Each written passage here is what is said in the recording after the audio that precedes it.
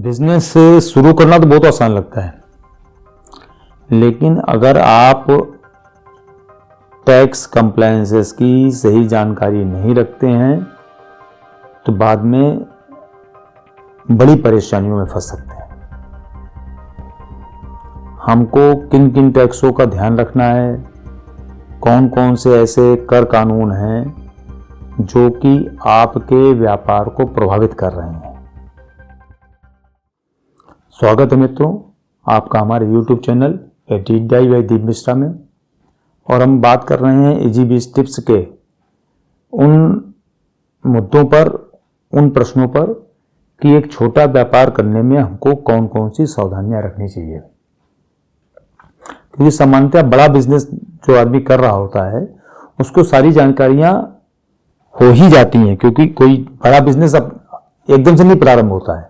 बड़ा बिजनेस बाद में बड़ा होता है, धीमे धीमे वो करते करते उसको सारी चीज़ों की कम जानकारियाँ हो जाती हैं। उसके पास कंसल्टेंट होते हैं बड़े बड़े, उनसे उनको जानकारी हो जाती है तो उसका काम आराम से चलने लगता है। दिक्कत उसके लिए ज़्यादा है जो कि नया बिजनेस प्रारंभ करना चाहता है, और नए में जैसे ही छोटा बिजनेस प्रारंभ करता है तो उसको सारी चीज़ों को, छोटी छोटी चीज़ों को इसको याद रखना पड़ता है। उसी में से एक चीज़ है टैक्स की कंप्लायंसेस की।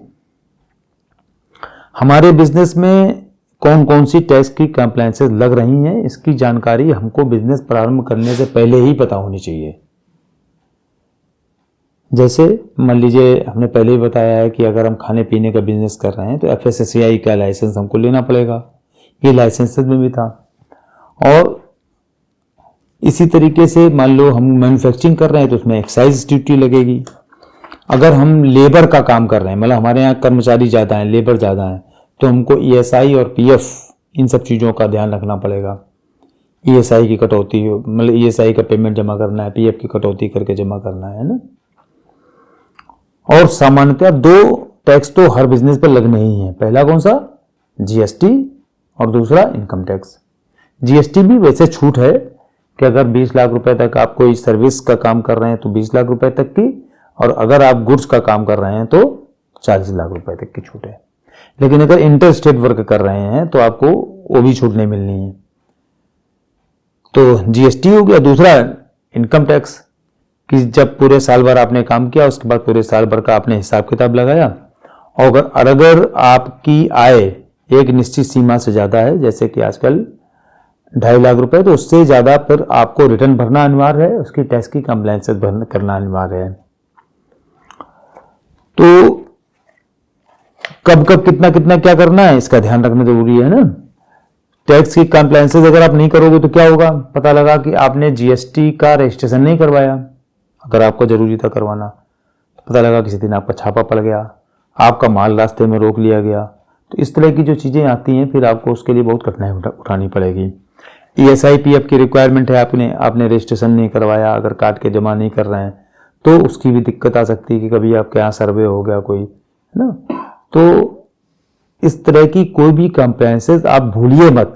मतलब ये ध्यान रखिए कि बिजनेस आप कर रहे हैं, और बिजनेस करने का मतलब है कि आप उससे संबंधित सारी चीज़ों का ध्यान रखें, और सरकार की जितनी भी उससे संबंधित टैक्स की नीतियां हैं, जितने भी कानून हैं, उनके बारे में अगर आपको नहीं पता है तो उस तरह के जो लोग बिजनेस कर रहे हैं उनसे उन लोगों से पूछ लें, नहीं तो कोई योग्य सलाहकार ढूंढें, टैक्स कंसल्टेंट ढूंढें, चाहे CEO चाहे एडवोकेट हो, ढूंढ के आप अपना काम जरूर करवाएं। अपने से संबंधित सारे कानूनों के बारे में जानकारी करें, और फिर उनको कंप्लायंसेस को पूरा भी करें जैसी जहां जरूरत है।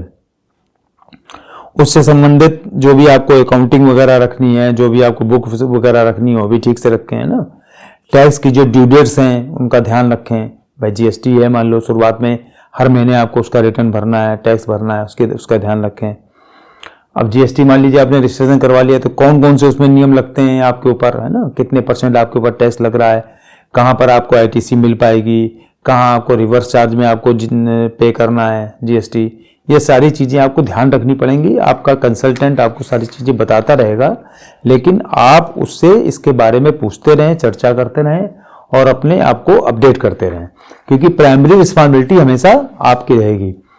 आप, ये बात दूसरी है कि आप किसी से पूछ के कर रहे हैं तो आप ये कह सकते हो भैया आपने हमको बताया नहीं है, लेकिन तब भी उसके बाद भी जो पेनाल्टी और नोटिस आएगी वो आपके ऊपर आएगी, वो उसके ऊपर नहीं आएगी। तो इसलिए आप सारी चीज़ों को ध्यान रखिए, अपने पास बाकायदे इन सब चीज़ों को लिख के रखिए कि कौन कौन सी आपकी ड्यू डेट हैं, जिन ड्यू डेट्स पर आपको काम करना है।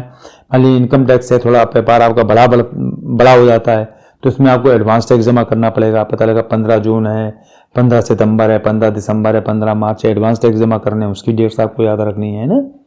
इस टीडीएस के प्रोविजंस आपके ऊपर लग सकते हैं कि आपको कुछ खर्चों पर आपको टीडीएस काटना है, वो जमा करना है, उसका रिटर्न जमा करना है। तो इस तरह की जितनी भी कंप्लायंसेस हैं सारी आप ध्यान रखिए। सबसे और एक चीज़ और, इनको आप बोझ मत समझिए, ये समझिए कि जैसे आप व्यापार के 4 काम कर रहे हैं, माल खरीदना, बेचना, माल बनवाना, है ना, उसकी पैकिंग करना, उसकी मार्केटिंग करना, उसी तरीके से एक काम ये भी है कि अपने खाते का हिसाब किताब रखना और उसकी टैक्स कंप्लायंसेस रखना। इनको अगर आपने जरा सा भी नज़रअंदाज किया, जरा सा भी इनमें लापरवाही बरती तो आपके लिए बहुत ही खतरनाक हो सकता है।